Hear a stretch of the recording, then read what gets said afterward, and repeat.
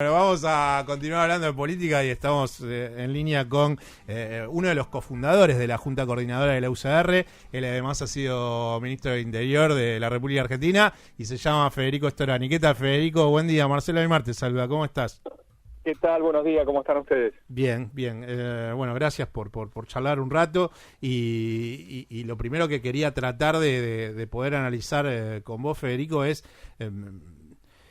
todos están como en estas últimas horas viendo a dónde iría ese votante de Larreta cuando se lo piensa desde Unión por la Patria y también cuando se lo piensa desde Juntos por el Cambio y la ganadora en la interna contra Horacio Rodríguez Larreta, Patricia Bullrich.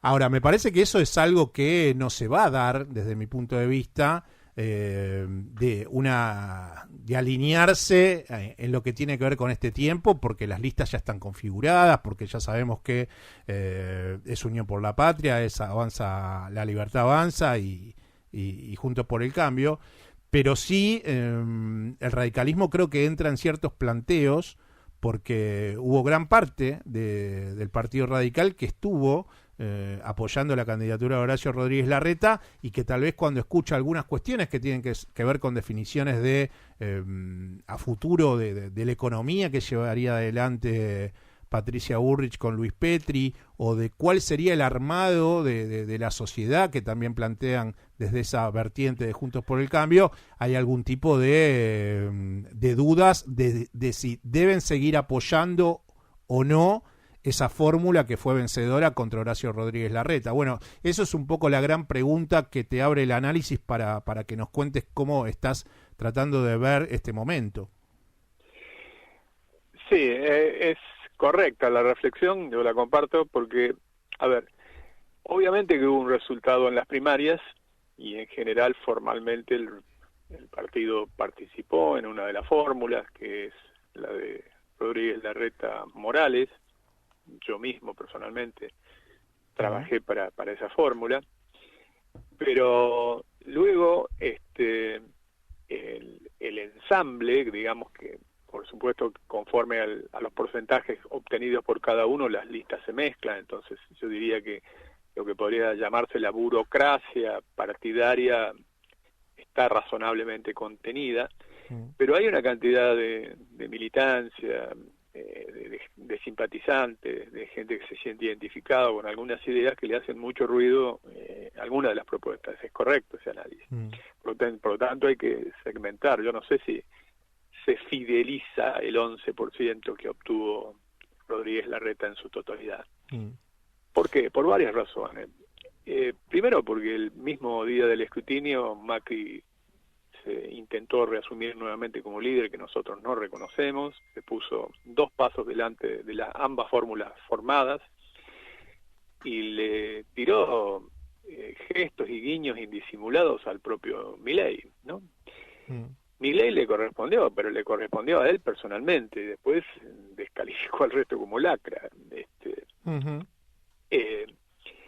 Por lo tanto, a ver, obvio que nosotros tenemos una incompatibilidad absoluta con lo de Milei, planteado incluso antes de las PASO, porque hubo una declaración pública, ustedes recordarán, que de Juntos por el Cambio, incluso promovida por el propio Morales, que en su momento planteó que Milei era un límite. Es un límite por una cantidad de razones que no son personales, son ideológicas en el sentido más amplio. Él es un negador del calentamiento global, hay que preguntarle, por ejemplo, a los productores con 3 años de sequía extrema como vivimos, si tiene algo que ver o no el cambio climático.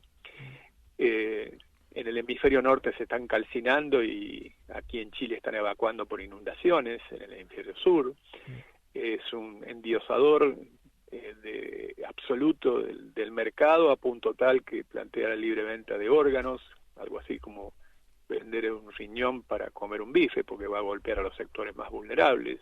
Sí, después lo que dijo en el Consejo de las Américas el otro día, que yo lo usé como corte de audio al comienzo de este programa, en donde yo escuché la exposición total de Javier Milei ayer por la noche, y hay un momento en donde él dice que lo que plantea es que, bueno, muchachos, en un momento le habla a los empresarios y le dice, bueno, muchachos, con estas ideas de que si yo le bajo los impuestos, empiezo a sacar regulaciones, les voy a correr el Estado, aprovechen porque en los próximos 15 años van a hacer mucha plata. Y ustedes saben muy bien que los primeros que entran son más beneficiados que los segundos si vamos a hacer plata. Y ustedes son el sector privado y son los que tienen que hacer plata y grande este país. Algo muy parecido, casi textual a lo que me estoy tratando de ahora transcribirte, es lo que dijo Javier Milei en el Consejo de las Américas, y me parece que esa idea no tiene mucho que ver con el sector de radicales que apoyaron, hasta te diría, hasta algunas ideas de ordenamiento de Patricia Bullrich también, porque es muy, muy al fleje lo de Milei. Es una separación, una estratificación extremadamente brutal a donde lleva la sociedad argentina.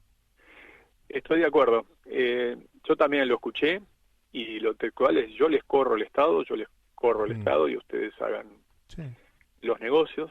Pero además, para ir resumiendo en esa dirección, no es nada nuevo. Es un proyecto anacrónico, totalmente viejo, porque en realidad está rodeado del SEMA, desde el punto de vista económico, que son los mismos economistas que en su momento estuvieron al lado de Menem, ¿no es cierto?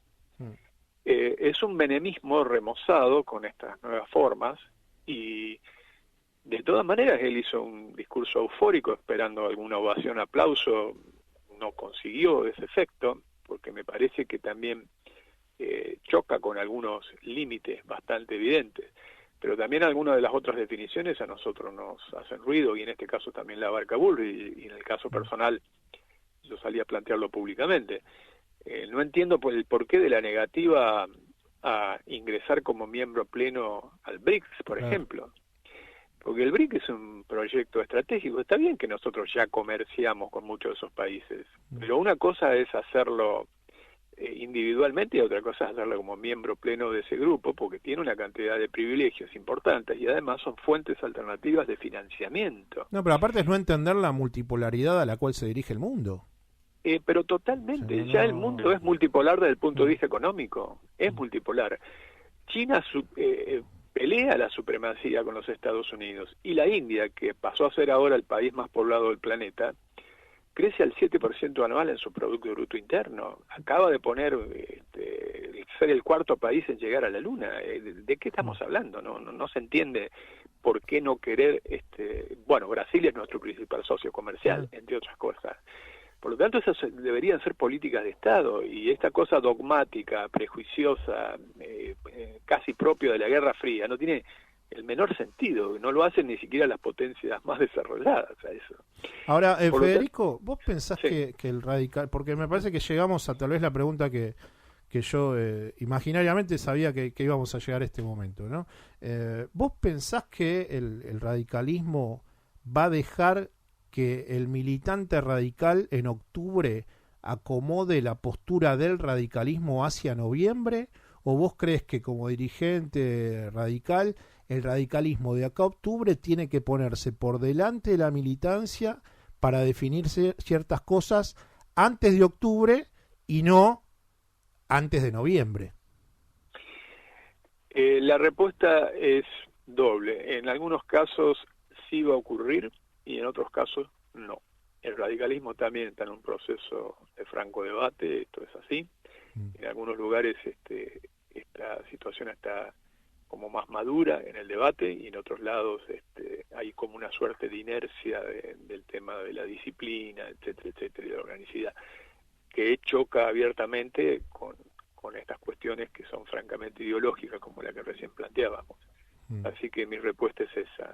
O sea que el radicalismo para octubre, según lo que me estarías comentando, terminaría definiendo el ordenamiento hacia noviembre en grandes partes del territorio.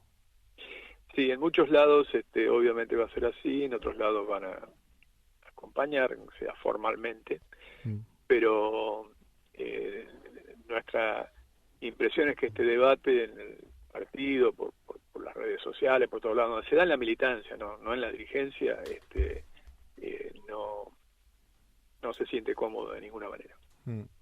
Y bueno, como dirigente histórico de la provincia de Buenos Aires, ahí está Maxi Abad y Fernández, que es el intendente de Trenquelauquen, que acompaña en la fórmula al vencedor Grindetti, y vos sos un dirigente de la provincia de Buenos Aires desde siempre, y vos crees que ahí el planteamiento, te lo digo, bueno, sabiendo que vos apoyaste en lo que tiene que ver con con las políticas de la UCR en la provincia de Buenos Aires a la fórmula de Santilli con Pose, que fue perdidosa con Grindetti y Fernández, pero también ahí está la cuña de Maxi Abad, quien es el que tiene el control instrumental, digamos, del radicalismo. Quería un poco que me comentes, porque yo hablé justamente con Fernández, y dos, 3 semanas antes que fueran las PASO, hablé con él, y en un momento, como él está a cargo de, no recuerdo bien el título, pero sería como una especie de la Federación de Intendentes del Radicalismo en la provincia de Buenos Aires, en un momento le pregunté, le digo, bueno, Fernández, pero si usted tuviera que decirme cuántos intendentes apoyan a usted o apoyan la fórmula de Pose con Santilli, Fernández me dijo, no, la mayoría de los intendentes están conmigo. Ahora, por un lado, estaría todos esos intendentes que supuestamente Fernández dicen que están con él, pero por otro lado, el control partidario de la provincia de Buenos Aires en lo que tiene que ver con el radicalismo está en manos de Maxi Abad. ¿Qué lectura haces sabiendo que fuiste una persona que apoyó a Pose con Santilli? Mira, yo creo que Abad es uno de los grandes responsables porque integra el llamado grupo Malbec del radicalismo, junto con Petri, con Cornejo, con Naidenos, con Lozada, etcétera, que tienen una política de mayor sumisión y sometimiento al PRO. Eso es algo que venimos denunciando desde hace mucho tiempo. La vez pasada, cuando hubo una elección interna, se definió por pequeñísimo margen, prácticamente fue un empate. Cuando compitió Pose por un lado con Abad.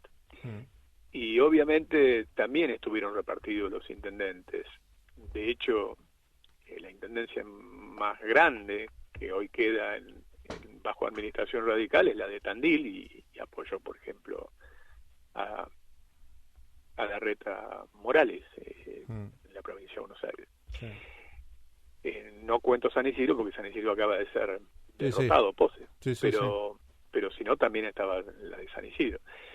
A ver, yo creo que de nuevo la respuesta es esa, que hay un debate que no se puede parar de ningún modo y que ya está totalmente al desnudo, porque una de las cuestiones que Abad hizo fue engañar a mucha gente, que fue llevar de la mano diciendo que iba a haber un candidato radical y le apoyaba a Manes, y todos nosotros sabíamos que era un secreto a voces, que 5 minutos antes le iba a soltar la mano, porque estaba negociando ya con Bullrich. Eso fue así. Es más, en su momento estuvo muy instalado que él podía ser el candidato a vicepresidente, finalmente fue Petri. Pero está clarísimo que no fue sincero y eso ha generado también mucho malestar por abajo, insisto. Hay 2 instancias y ese debate no está encauzado ni mucho menos. Ahora, está bien, es contrafáctico, ¿no? Pero no hubo un instante, o por lo menos yo lo vi, que hubo un instante, tal vez ese primer discurso de Manes, que creo que fue en Ferro, en donde el radicalismo sobrepasaba al PRO. Yo por lo menos lo leí en ese momento, lo leí de esa manera, porque había una irrupción de Manes que había aglutinado a la Unión Cívica Radical, había una intentona está bien, Horacio Rodríguez Larreta en ese momento estaba muy fuerte, pero me parece que ahí como que dejó pasar el tren la UCR, ¿no? Y decir, che, ¿y si nos encolumnamos todos atrás de Manes?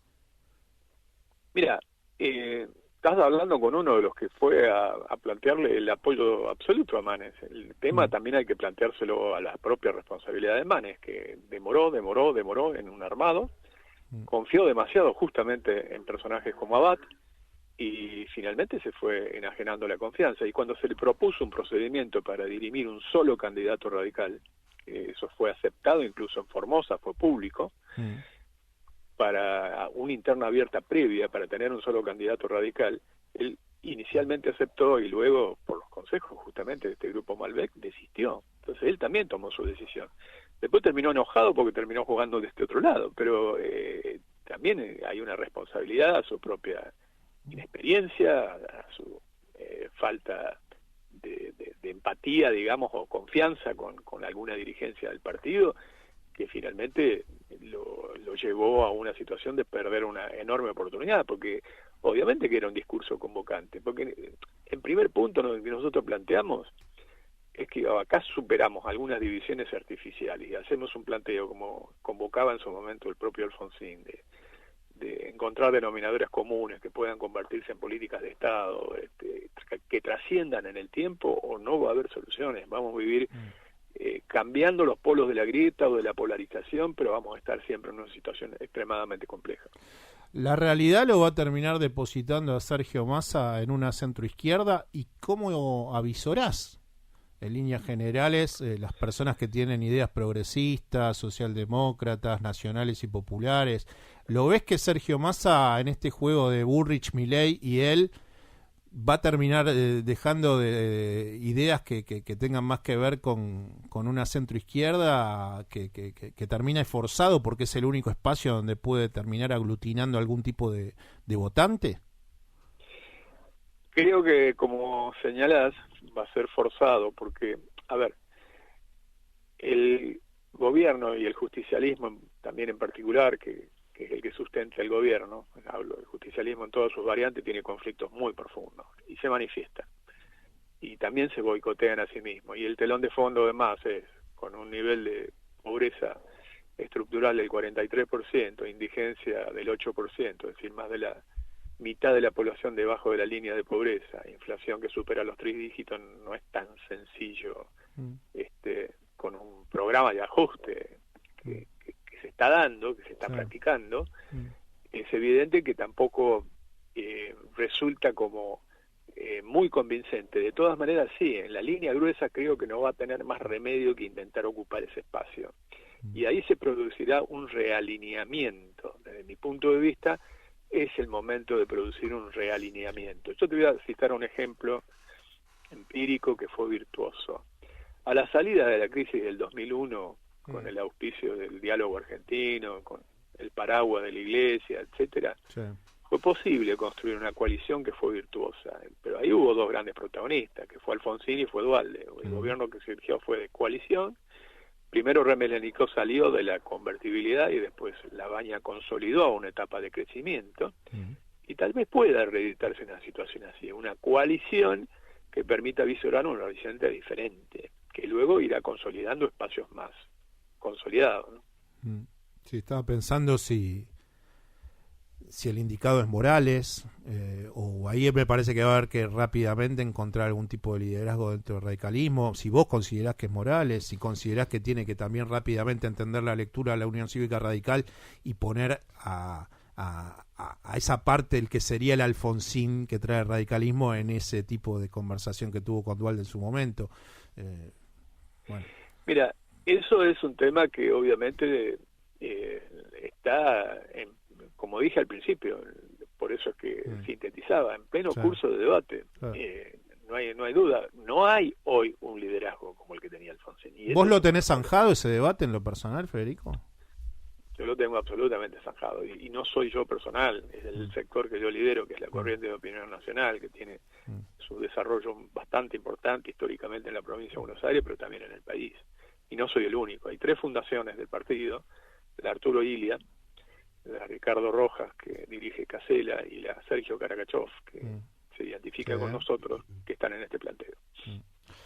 Federico, bueno, es un placer como siempre, así que hablaremos más adelante cuando se empiecen a disipar estas dudas y estas cuestiones de instrumentales y territoriales, y bueno, y lo que estábamos analizando en esta conversación. Te mando un abrazo y gracias como siempre. Buen fin de semana, Federico. Bueno, muchísimas gracias igualmente. Hasta luego. Chau, chau. Quien está hablando con nosotros era Federico Storani, quien ha sido uno de los cofundadores de la Junta Coordinadora de la Unión Cívica Radical en aquellos comienzos del gobierno de Raúl Alfonsín.